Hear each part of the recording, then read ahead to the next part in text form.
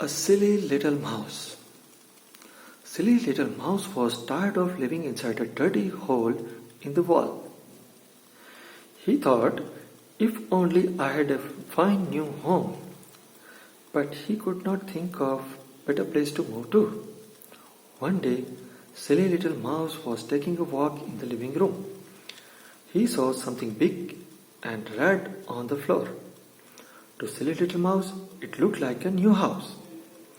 It even had a door in one of its corners. He crawled in through the door and found that it was dark, soft, and comfortable inside. He thought to himself, "This is the place for me to live." He curled up in a corner and soon he was fast asleep. After a long time, he opened his eyes. The door of the house now seemed to have grown bigger. Silly little mouse crawled out and found himself in a strange room. There were rows and rows of benches and desks, and children sitting with the books open before them. It was a classroom. Silly little mouse's new house was in fact a school bag.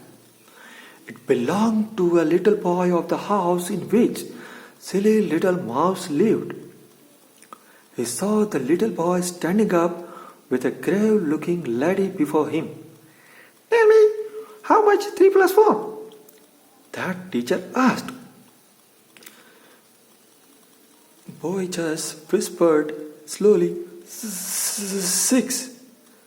The teacher angrily shouted, "Wrong! It is 7! And her crack came down. Whack! The little boy of the house started to cry. Poor silly little mouse had seen enough. What a frightful place!